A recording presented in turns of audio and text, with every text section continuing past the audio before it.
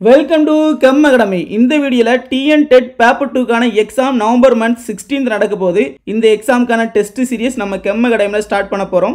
இந்த test பேட்சோட details இந்த வீடியோல நம்ம பார்க்க போறோம். இந்த டெஸ்ட் சீரிஸ்ல ஃபர்ஸ்ட் டெஸ்டா தமிழ் டெஸ்ட் ஃபர்ஸ்ட் கண்டக்ட் பண்ண போறோம்.